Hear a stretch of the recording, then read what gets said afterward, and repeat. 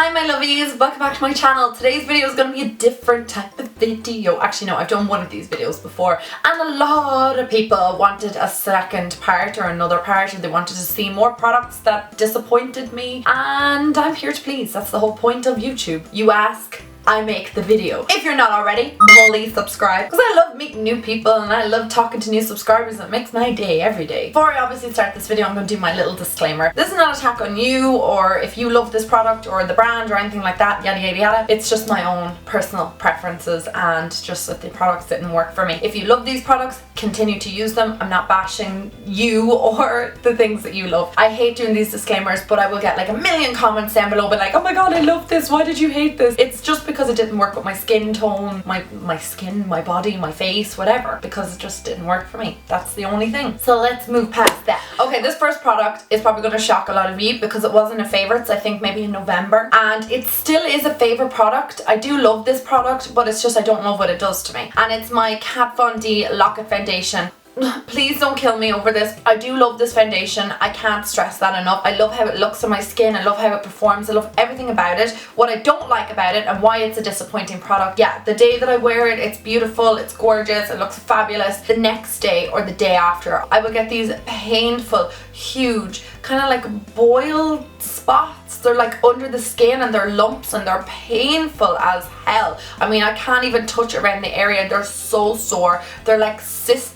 Spots, I think they're called. I thought that it was something else I was using, like a skincare product, and I was like, oh, I'll just not use that anymore. But the more I use this foundation, the more I realized it was the foundation that was causing it. It causes like my pores to be humongously blocked, and I just get such bad spots, and I get like little melia, you know, like where you're using like a very rich product on your skin, you get those little bumps. I was getting that from this product. I love this foundation so much, I can't stress that enough, so it disappoints me so much that it breaks me out, and I get so upset over it. Like, you don't know, I'm devil over this right now. But if I'm going like on a night out, if I want to be like full like coverage foundation and I use this, I'm gonna pay for it a couple of days later. And I've worn this on holidays and was like, what the hell is wrong with my skin? Why is it breaking out so bad? And realized it was this foundation. It was the only foundation I brought with me. So when I was on holidays, my skin was just not looking good, and that's why I'm so sad about this, and I hate including this in this video. Next I'm going to move on to a Makeup Revolution product. This is the only Makeup Revolution product that I've ever tried that disappointed me. That'll just tell you how amazing the brand is. This is the Iconic, are you called the Iconic Pro? Yeah, Iconic Pro 2, and it looks like this. It's supposed to look like the Lorac Pro 2, but the problem with this is, and I have the Lorac Pro palette, are so buttery and creamy and really blendable. This is not. This is so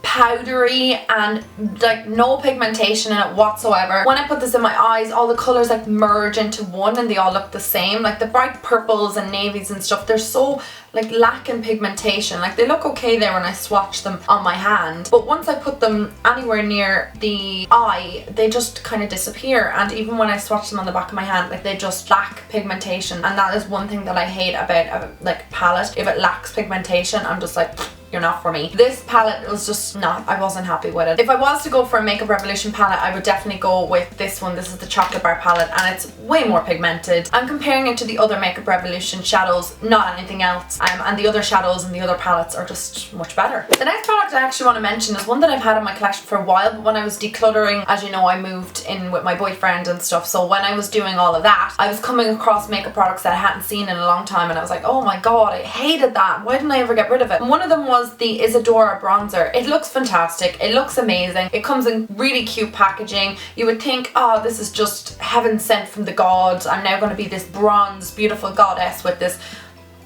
It's very patchy and streaky, and when I put it on my face it doesn't blend properly. Unfortunately, I've never found a product that I really like from Isadora, and it makes me really sad because they have nice products, but just on my skin. And I worked beside an Isadora counter, so I've tried a lot of their products. We used to have one in the pharmacy that I work in, and it just disappoints me. This bronzer is so long and I've not dug into it at all. It's not for me. When I apply it to the back of my hand, it looks okay, but it's very very orange and just not the right tone. Even if I did get the right tone, it's the way that it blends. It's not creamy and silky and smooth on the skin. It's real choppy, and it kind of gathers to the area that you apply it to first, and it's very, very difficult to blend out. So if I was applying it to the top of my forehead, it would just kind of gather all there, and blending it out would be virtually impossible. I'm just not a fan of this bronzer. I have better ones. The next product I want to talk about is actually from L'Oreal. L'Oreal is a brand that very rarely disappoints me, and this thing did disappoint me.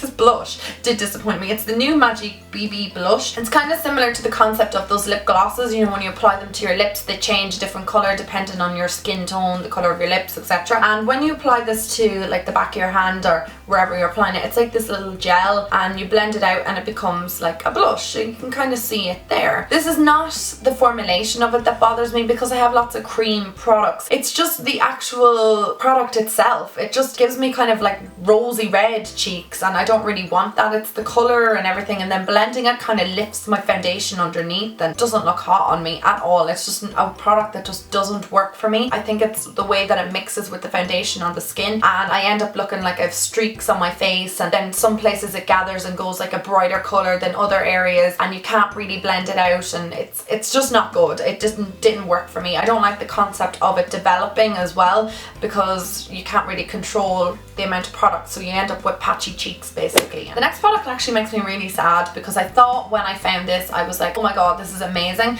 And they're the super matte liquid lipsticks from Penny's, the PS Love collection. I have one liquid lipstick other than this one. I think it's a number 5. What colour are you? Number 3. And it's like the nude one, and it looks beautiful on my lips. It performs amazingly well. The formulation is great. This one, however, and it's only $2.50, so I mean I can't be giving out because I didn't spend a whole lot on it. I'm so excited about this one. The other one, like I said, performs fine on my skin or on my lips. It's gorgeous. But this one looks beautiful. It's gorgeous, but you can probably see a little bit of it. It's patchy as hell. Oh my god, it's super patchy. It's super drying as well. So when it is drying in certain areas, it'll like cling to any dry bits of your mouth, and it'll give you that butthole as well, that thing that we hate. And I had this on in a vlog, and I was looking back in the footage and I was like, oh my god. Then when you layer it up to try and make it a bit more opaque, that's not a good look. The more layers that you apply onto it, the more patchy it becomes, and it just flaking all over the place. It wasn't good. I just wish it was like the nude one, because I just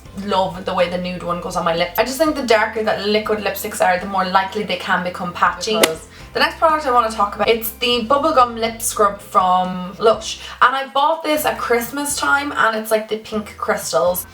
Oh, even smelling it now. Whoa. I've talked before about how certain things trigger my migraines. This does that. It's just too sweet, and I love sweet scents and everything. I can even smell it lingering in my nostrils. I just don't like it. I have the popcorn one, and I actually love that scrub. I just think it's amazing, and I think it's one of the best lip scrubs ever. It actually removes all the dead skin. It's great. But this one, just the scent of it, and even putting it near my lips, I was gagging. I was like, what? Why did I buy this? And I'm sure I smelt it in the shop, but you know the way there's like 10,000 smells in Lush, and you can't really smell everything. But I'm very disappointed in this, because I do like the lip scrubs in themselves. I just wish I could use this up, and I've used up all the popcorn one, and this one's hanging around, and I was like, I need a lip scrub, but I'm not gonna do it.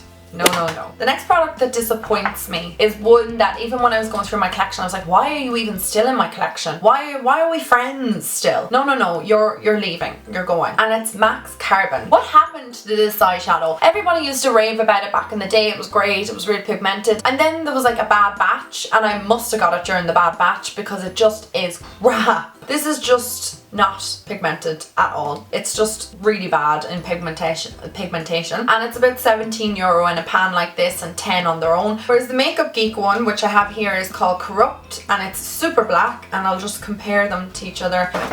Like, just look at it there in the back of my hand even. Like, there's no comparison. That is Corrupt and that is Carbon. MAC should be like super pigmented. It should be really intense. You're paying a price for it. It's a high-end product. It should not be outshone by a more affordable brand. I feel like I got a dud. I just feel like it doesn't work out for me, and I just don't go for it because of that reason. So what I might do with it is I might just use it with a little bit of mixing medium, and just use it as an eyeliner when I want a real subtle black eyeliner, because I feel like I've wasted it and I want to use it up somehow. some way. So the next product that disappointed me is probably going to be a bit of a shock to a lot of people because I know a lot of people rave about this product and they all love it. It's the EOS lip balms. Okay, the packaging is totally cute and that's why I bought it. When I found out that these were coming to Boots, and obviously there've been so much raving about these products. It's a lip balm for those of you who don't know. And there's so much raving about the EOS lip balms and how amazing and soothing they are on the lips and how they get rid of any dried lips or chapped lips. This does nothing for me, and they're quite expensive for what they are. I think they're about €6 or €7 in Boots for this little thing. And I mean, I buy a pot of Vaseline and it just works way better, and the Vaseline costs like €1. For that reason, it's not one of my favorites and it's kind of disappointing for me. It's just more of like a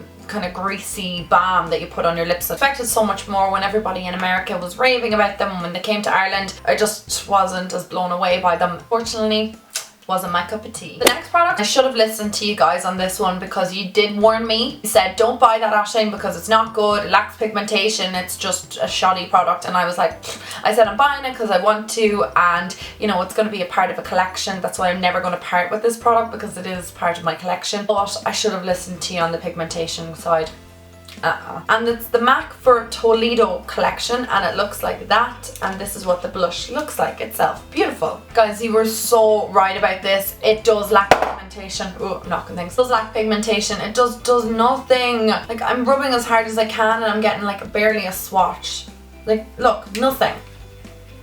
Hard as I can, nothing. Can you even see that? I'm getting nothing. Absolutely no pigmentation comes off this. It's just not working. I don't understand this product. What happened to it? Please, if anybody has this product, how are you getting the pigmentation from it? When I swatched this in the store, the sample, or the tester rather, was pigmented. Like, there was a bit of pigmentation off it. I think at one stage there was like a little bit of colour coming off it, and even when I use a brush with it, no matter how hard I swirl, I'm getting nothing. Nothing. Absolutely nothing coming off, and you can see that, like, it's just a bad product.